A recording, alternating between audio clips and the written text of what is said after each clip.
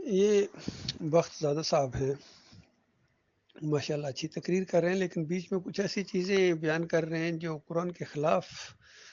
چیزیں ہیں، دین کے مزاج کے خلاف ہیں، حدیث کے بھی خلاف ہیں۔ یہ ڈاکٹر عثمانی رحمۃ اللہ علیہ کی جماعت میں آئے تھے اور وہیں سے انہوں نے یہ تقریر کرنا سیکھی تھی، لیکن اس کے بعد ان کے اوپر ایسا شیطان کا وار ہوا کہ ڈاکٹر صاحب پر بھی اعتراض کرنا شروع ہو گئے۔ اور قرآن کا ایک مضمون ہے، جس طرح ابلیس اگر قرآن اور حدیث کو اگر آپ یعنی دلائل نہ دیں تو کس طرح آپ ابلیس کو ثابت کریں گے بتائیے۔ اسی طرح سورہ الفلق میں اللہ تعالیٰ کہتا ہے کہ گروں پر پھونکے مارنے والیوں کی شر سے اللہ کی پناہ مانگو۔ تو بتاؤ میرے بھائیو، اگر اس میں شر ہے ہی کوئی نہیں ہے، نقصان ہے ہی کوئی نہیں ہے، پھر اللہ کی پناہ مانگنا بے معنی ہو جاتا ہے۔ جس طرح ہم شیطان مردود سے اللہ کی پناہ مانگتے ہیں، تو اگر شیطان کسی کو گمراہ کر ہی نہیں سکتا تو پھر اللہ کی پناہ مانگنا بے معنی ہو جائے گا۔ تو اللہ تعالیٰ کی پناہ میں آ جاؤ۔ ہر چیز کی یعنی جو بھی نقصان چیز دینے والی چیزیں ہوتی ہیں، ہم ان سے اللہ کی پناہ مانگتے ہیں، حتیٰ کہ یہ جانور، موذی جانور، ان سے بھی اللہ کی پناہ مانگتے ہیں، بیماریوں سے اللہ کی پناہ مانگتے ہیں۔ لیکن بیماری کوئی ایسی چیز نہیں ہے کہ اللہ نہ چاہے تو پھر بھی آ جائے، ایسا نہیں ہوتا ہے۔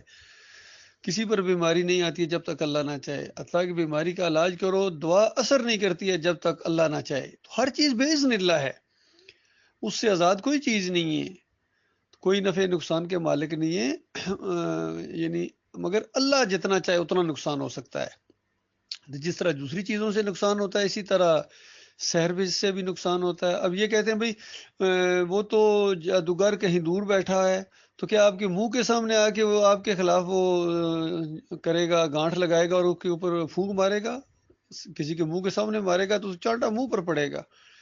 یہ اصل میں کہیں نہ کہیں ان کے بال یا ان کے رابطے بھی آپس میں ہوتے ہیں، کسی انسان کے بالوں کے اوپر یا ان کے کپڑوں کے اوپر، اور پھر ان کا ایک معاملہ ہوتا ہے جس کی وجہ سے یہ اللہ تعالیٰ نے ان کو جتنی ایک چھوٹ دی ہے اسی حد تک معاملہ ہے۔ موسیٰ علیہ السلام کے اوپر سحر کا اثر قرآن سے ثابت ہے، اور سحر عظیم جس کو کہا اللہ تعالیٰ نے، اور جب لاٹھیاں اور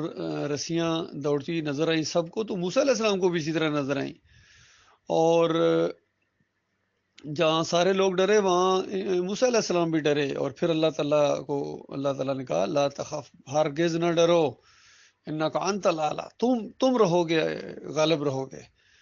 اور اپنا عصا پھینکو، وہ سب کچھ تلپٹ کر دے گا۔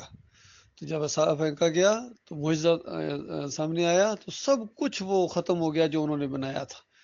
اتنی سی بات ہے،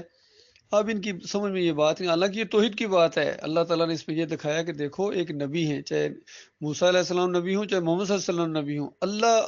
اگر حفاظت نہ کرے تو ان کے اوپر بھی اس طرح کے مادی نقصانات بھی ہو سکتے ہیں، بیماری بھی ہو سکتی ہے، کوئی پتھر پھینک کے آپ کو لگ بھی سکتا ہے، خون بھی نکل سکتا ہے، دانت بھی ٹوٹ سکتا ہے۔ اللہ بچانا چاہے تو کچھ بھی نہیں ہو سکتا۔ اسی طریقے سے سحر کا اثر ایک محدود اثر، جتنی اللہ نے چھوٹ دی ہوئی ہے، اور اتنا اثر جس طرح آنکھوں پر کیا جاتا ہے، اور پھر خیالات میں کچھ تھوڑا کچھ چیزیں وہ نظر آتی ہیں جو ایکچوئل نہیں ہوتی ہیں، اصل نہیں ہوتی ہیں، بس اتنی سی بات ہے۔ اب اس کو بہت کہاں سے کہاں لے گئے، قرآن کی ان چیزوں کی تعریف کرنا شروع کر دی، حدیث کا انکار کرنا شروع کر دیا۔ تو یاد رکھنا، اگر حدیث کا انکار کرو گے، قرآن کے ان آیات کا انکار کرو گے، ایک دعوت اللہ نہیں تو بیت اللہ کی چھت پر چڑھ کر دعوت اللہ کرو، تب بھی قابل قبول نہیں ہے،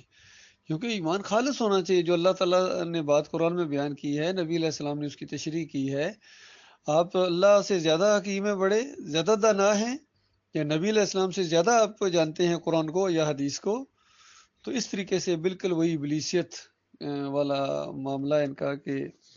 گویا اللہ تعالیٰ پر اعتراض کرنا شروع ہو گئے ہیں کہ یہ ایسے نہیں ہے، ایسے نہیں ہے۔ تو یہ معاملہ ان کا بھائی اپنی اپنی قسمت کی بات ہے، اپنے اپنے نصیب کی بات ہے۔ بہرحال جماعت سے لوگ نکلتے رہے ہیں، پہلے شروع کے بیچ کے اندر یہ عبد القادر سومرو اور یہ امیر بادشاہ، پھر عبد الہادی اور مولوی بشیر ملتان والے، یہ بھی نکلے ہیں، چشتی غضنفر چشتی وہاں رفاعام والے جو ابراہیم مسجد میں ہیں وہ نکلے ہیں، رفاع عیسیٰ کا انکار کیا ہے انہوں نے، اور ان کا بھی اسی طرح کا عقیدہ ہے۔ نہ رفع عیسیٰ مانتے ہیں، نہ نزول مانتے ہیں، کتنا حالانکہ قرآن سے ثابت ہے، صحیح حدیث سے ثابت ہے، لیکن ان کی سمجھ میں یہ چیزیں نہیں آتی ہیں۔ وہاں میں جب کراچی میں ہوتا تھا تو غضنفر چشتی کا یہ بیان آیا تھا کہ کہتا ہے 30 سال کی میری تحقیق ہے کہ عیسیٰ علیہ السلام فوت ہو گئے، اور انہوں نے ڈاکٹر صاحب کی جماعت کے اندر یہ احمد بن حنبل کے دفاع کا مسئلہ بھی شروع کیا تھا، جب ڈاکٹر عثمانی رحمۃ اللہ علیہ نے ان کے اوپر فتویٰ لگایا کہ احمد بن حنبل اس امت کے اندر پہلے شخص ہیں جنہوں نے جھوٹی اور منکر روایتوں سے یہ عقیدہ بنا لیا اور اس کی تشہیر کی کہ روح واپس آ جاتی ہے، ان قبروں کے اندر مردے سننا شروع ہو جاتے ہیں۔ پھر اسی کو ابن تیمیہ نے، ابن قیم نے، ابن حجر عسقلانی نے آگے بڑھایا مشرکانہ عقائد کو۔ تو جو غضنفر چشتی تھا ان کا یہ ذہن بن گیا کہ ان کا عقیدہ نہیں ہے، تو محمد حنیف صاحب نے ان کو کہا کہ اس بات کو دل میں رکھو، آپ اس کا اظہار کیوں کرتے ہیں؟ تو محمد حنیف کا مزاج بڑا شروع سے یہی چیز رہا ہے، بس دل میں رکھنے کا کیا معاملہ ہے، جب یہ چیز غلط ہے غلط ہے، اس کا اظہار کریں گے، درست چیز کا اظہار کریں گے، غلط چیز کا رد کریں گے۔ اب سجدہ تعظیمی کا یہ جو شرک ان کے اندر ہے محمد حنیف کی جماعت میں، اس میں بھی کتنے لوگوں کا عقیدہ ہے کہ یہ سجدہ اللہ کو ہوا، یوسف علیہ السلام کو نہیں ہوا، چونکہ ڈاکٹر عثمانی رحمۃ اللہ علیہ کا فتویٰ ہے کہ جس کا ایمان خراب ہوتا ہے وہ اس طرح تفسیر کرتا ہے۔ اب ایسے لوگوں کو محمد حنیف صاحب کہتے ہیں کہ تم اس عقیدے کو اپنے پاس رکھو، جماعت کے اندر رہو، اس کا اظہار نہیں کرو گے، اس کی تبلیغ نہیں کرو گے، کسی کو بتاؤ گے نہیں۔ تو بتاؤ یہ کیا ڈرامہ انہوں نے مچایا جماعت کے اندر۔ تو ہمارے کمال خان صاحب کو بھی یہی مطالبہ تھا کہ آپ اللہ کو سجدہ مانتے ہیں، کوئی بات نہیں، جماعت کے اندر رہو، شورا میں رہو، سب کے لیے، کسی کو کہنا نہیں ہے، اگر کسی کو کہا تو پھر تمہارا حال بھی وہی ہوگا جو ارشد کرملائی کے ساتھ ہم نے کیا ہے۔ یہ دھمکی دیتے تھے۔ لطیف حسن صاحب کو بھی انہوں نے یہی دھمکی دی تھی، سہیل ملک نے، اور سہیل ملک کہتے ہیں کہ بس بس ہاں ماتھا وہ گھٹنے بازو ہاتھ سب کچھ ٹیکا، سب کچھ ٹیکا۔ یہ حضرت صاحب جب مرو گے نا پھر پتہ چلے گا کیا کچھ ٹیکا، اور یہ اللہ کے سامنے ماتھا ٹیکا یا یوسف علیہ السلام کے سامنے سجدہ ریز ہو گئے، یہ پتہ چلے گا کل قیامت کے دن۔ دنیا میں تو ظاہر بات ہے تمہارے پاس نظم ہے، ڈنڈا ہے، اس کا لوگوں اس کو ڈراتے دمکاتے ہو، کسی کو لالچ دیتے ہو، یہاں تو کر لے، لیکن آگے کیا بنے گا؟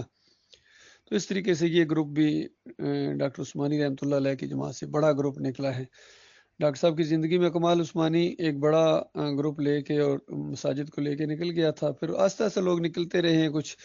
آتے بھی رہے جاتے بھی رہے، یہ تو ٹرین کی طرح بھائی خوش قسمت منزل پر پہنچیں گے، باقی جس نے اترنا بے شک اتر جائے،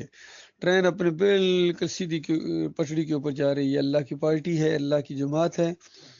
اور ہمارا بریلویت سے، دیوبندیت سے، اہل حدیثیت سے، پھر کسی مسلک سے کوئی تعلق نہیں، نہ جمہوریت سے کوئی تعلق ہے، نہ تعویذ گنڈے سے،